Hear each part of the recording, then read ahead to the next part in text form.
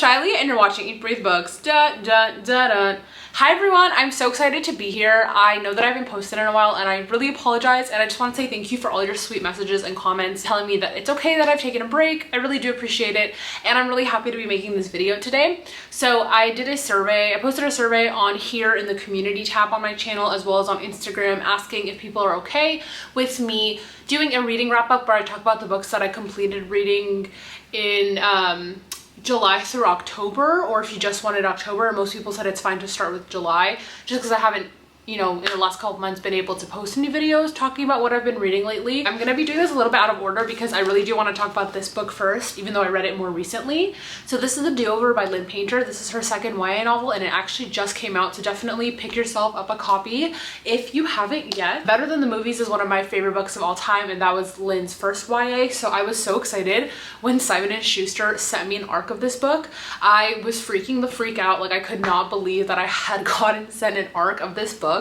And I'm truly not saying it to brag. I'm really just, first of all, just trying to show my appreciation and my gratitude, and secondly, to just let you know, like, not to give up on your dreams, and cool things like this can happen.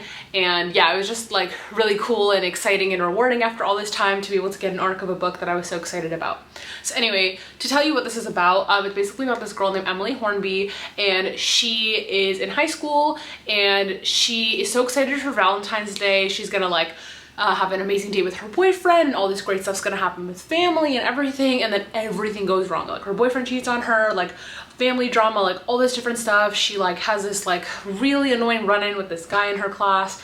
Everything goes wrong, and she goes to sleep hoping that the next day will just be a better day, but she wakes up the next day and it's the same day, and this day is Valentine's Day. So she's stuck in a time loop where she has to relive the same Valentine's Day over and over and over again. And each day has variations and things like that, and she like tries to get out of it.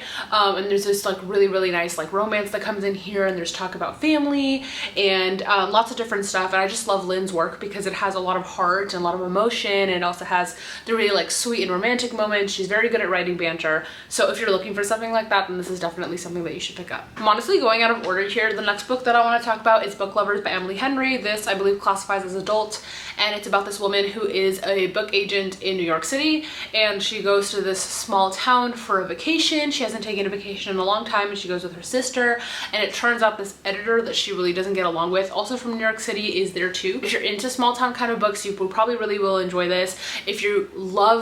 If you just are a book lover, if you love books, if you love writing, publishing, anything like that, this will also be of interest to you. If you're into good banter, this is also a great one to pick up. Yeah, and I'm just really a big fan of Gilmore Girls, and that's very much small town vibes, so I was thinking about that while I was reading this. This had a lot of beautiful like scenic descriptions as well, which I really enjoyed, so if you're into that, then I would pick this up. Next, I'm going to talk about something that I've definitely been seeing a lot online about, and that is the Inheritance Games trilogy. Well, actually, apparently a fourth book's coming out next year, but in other people's point of view.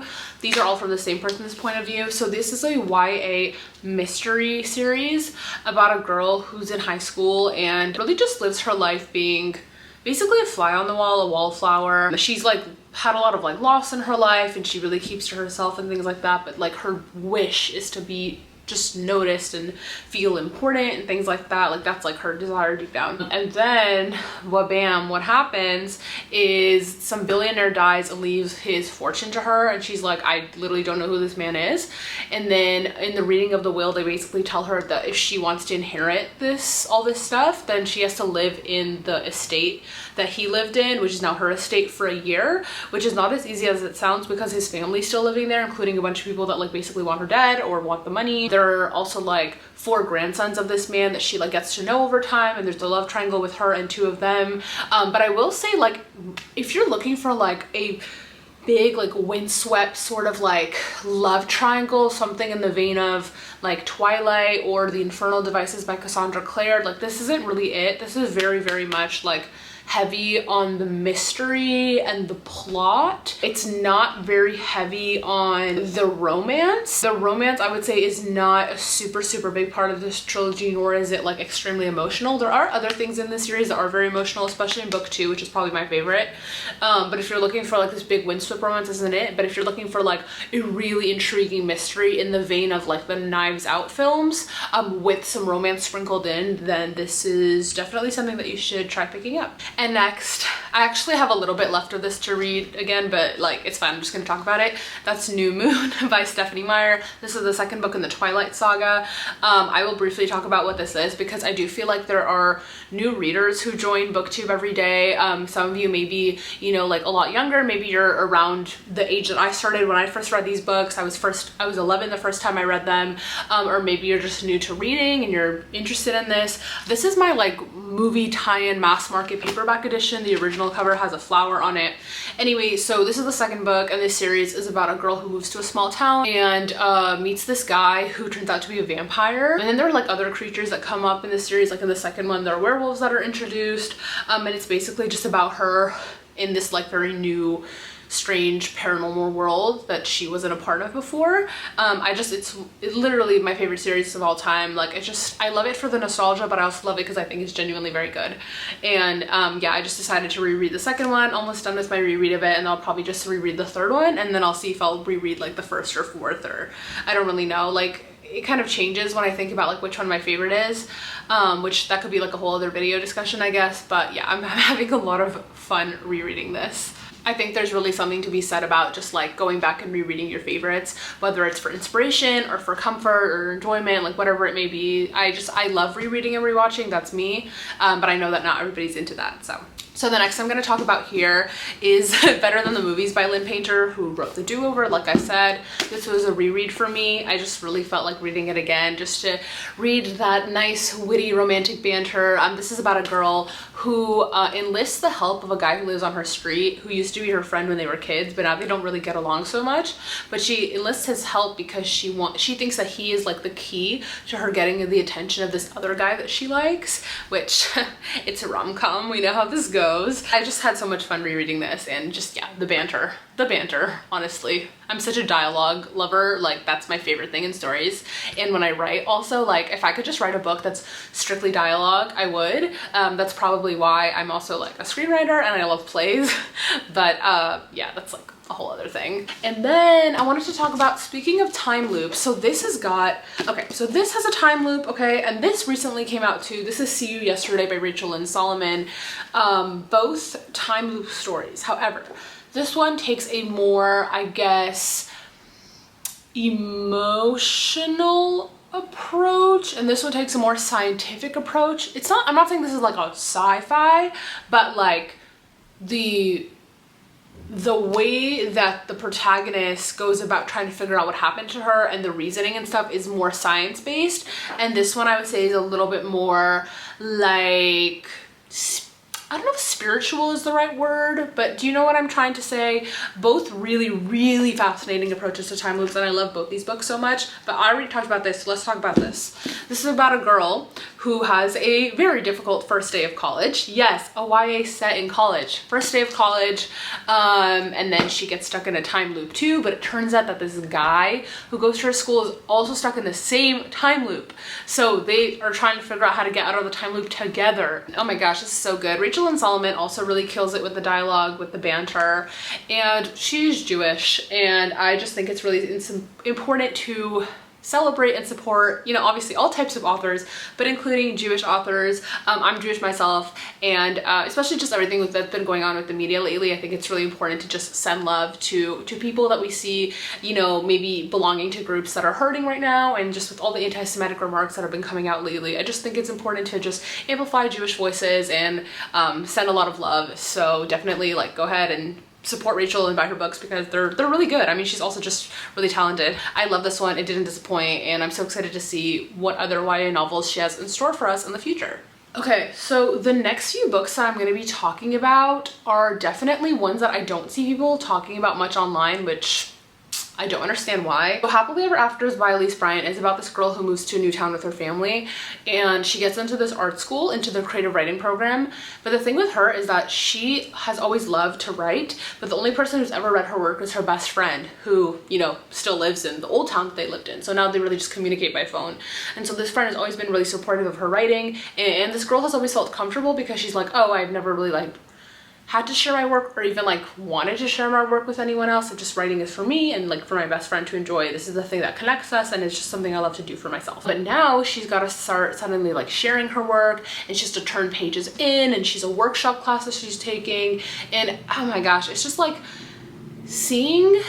reading a book from a perspective of a young writer or just a writer who's dealing with like imposter syndrome and sort of having to be more like, I guess, public with like sharing her work and stuff was just really interesting to read about, and a lot of it was definitely relatable for me as a person who loves to write and as an aspiring author. The next book I want to talk about that I just don't see people talking about on here is When You Get the Chance by Emma Lord. This is another YA or young adult novel. This one is very much, this has been pitched as a sort of Mamma Mia retelling, but in New York City and a little bit reversed. So the protagonist goes to an art school as well. Actually, I think she goes to regular school, but she's in their theater program, and it's summertime and she wants to find out who her mom is. So she basically tracks down these 3 women, and she thinks one of them could be her mom. And so she gets to know them over the summer, but she doesn't tell them who she really is. She also has like an internship that she's fighting for with like the guy who's like her rival at school, who's also in the theater program. You also get a little taste of like Broadway in this book, which is really interesting. Again, I do think you'll enjoy it even if you're not into theater, but this was such a great read, and I wish more people talked about it. And I also really want to talk about Take Me Home Tonight by Morgan Matson. I would say she's truly one of the queens of like modern YA contemporary. I've read several of her books and have truly enjoyed so many of them. This one is really fun because it takes place within several hours in New York City one night. So basically these 2 girls are best friends, and this book alternates chapters between them, and they decide to basically run away from Connecticut to New York City for the night and not really tell anyone. And things go crazy, and they get separated, and there's conflict, and there's romance, and like so many shenanigans ensue. This book makes me think of New York Minute, like the Mary-Kate and Ashley film where they like get lost in New York City for a day. Like this is kind of that. Also, the way that the friendship and the conflict within the friendship was tackled was just so realistic and so like just entertaining to read about and important to read about too. So if you're looking for a friendship plus romance story set in New York City, very adventurous, then I would definitely check this out. Honorable mention to a book that I have read most of and for some reason just have not finished reading it. It is really good. I actually know why I haven't finished reading it, and I will explain now. So this is Tokyo Dreaming by Miko Jean. This is the sequel to Tokyo Ever After, which is about a girl who finds out that she's a princess of Japan and she moves there. People say it's very much like Princess Diaries set in Japan. I feel like that's a fun way to pitch it. This is the sequel, and I am really enjoying it so far, but is it a spoiler? Something has come up in this story, and I have been stressed about how it's gonna end. And sometimes when I get that way with media that I consume, I will just not read it or watch it for a very long time. I think it's because I tell myself like, oh, if I don't read this for a while, then when I get back to it and I read it, the outcome won't affect me as much. Like I won't really care as much if it doesn't go the way that I thought it would, because I've been so far removed from it from a long time. That theory has definitely proven itself to be wrong. I'll give an example. So I had watched Alexa and Katie, which is this really great show on Netflix, like over a year ago. And I watched everything but the finale because I was like, oh, if I watch the finale, I'm gonna be so emotional over it. So I just didn't watch it, and then recently I finally watched the finale and I was bawling my eyes out. Like I definitely still cared about the ending just as much as I did a year ago. Honestly, what I'm trying to say is I just need to finish reading this book. I am definitely very much enjoying it, so it's nothing against the book at all. I'm telling you, like if you want to read this, like you definitely should, and like let me know your thoughts. I mean, a princess in Japan, like it's good stuff. Anyway, I just want to say thank you all so much for watching my video. It truly means the world to me, and again, I appreciate all of your guys' like kindness and patience, and I don't want you guys to ever think that I like don't love you or don't care about you when I don't post for a while. Like I just needed to take a break, and I really just like appreciate everybody still sticking around and checking on me and like asking me like when are you gonna post, and like taking your time, and just you're all so sweet. I will leave some of my social media down below, including my Goodreads, if you want to like see what I'm reading more in real time on there. And one last thing is that if I could ask you guys to please like this video and to comment down below, because you know it lets us engage with each other more, and it also just helps me out a lot, gets my channel out there more. And yeah, feel free to share the video and subscribe, and I will talk to you all later. Bye.